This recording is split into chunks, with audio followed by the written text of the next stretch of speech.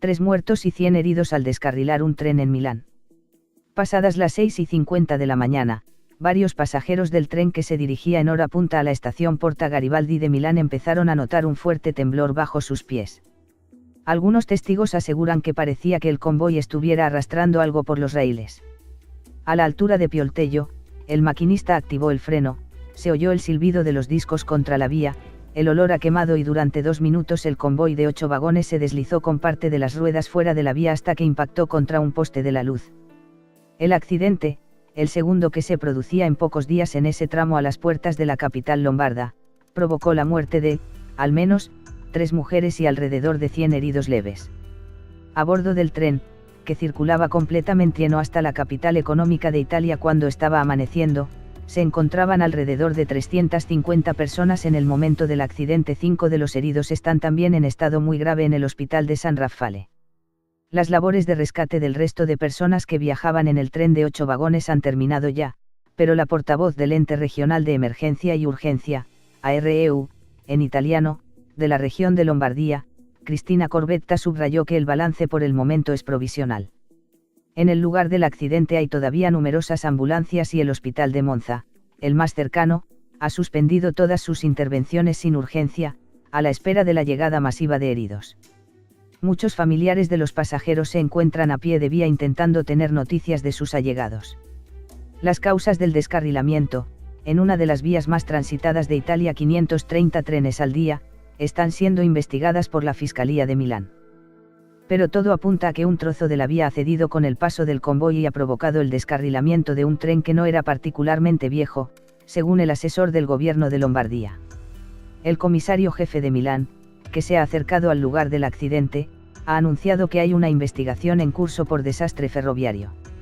Se están haciendo las pesquisas. Es una situación de confusión, están los jueces en el terreno y toda la máquina de socorro está funcionando en un contexto muy complicado.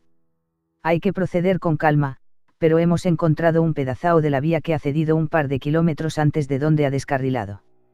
El tren habría circulado toda esta distancia con una parte de los vagones fuera de los raíles hasta que uno de los vagones ha impactado con un poste de la luz y se ha doblado 90 grados sobre la vía.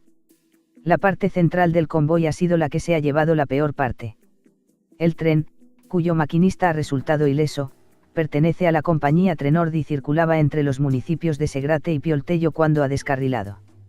El accidente ha tenido lugar a las 6:57 horas, momento en el que se ha perdido el contacto con el maquinista, y el tren siniestrado es un convoy que hacía el trayecto desde Cremona con destino a la estación Porta Garibaldi en Milán. Según las primeras informaciones, el descarrilamiento solo ha afectado los vagones centrales del convoy. Algunas de las víctimas han explicado que el tren, justo antes de la estación de Pioltello, ha empezado a temblar fuertemente.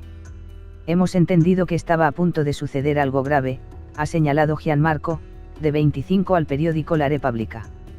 El tren estaba llenísimo porque entre Viglio sube mucha gente. Ha temblado durante unos 3 o 4 minutos. Luego ha habido una larga frenada y, de repente, ha llegado el golpe. El accidente de Milán no es un caso aislado en Italia. De hecho, desde 2007 ha habido otros 256 incidentes en los cuales han muerto 159 personas. Una verdadera masacre silenciosa que habla de un problema claro en la seguridad del anticuado sistema ferroviario italiano.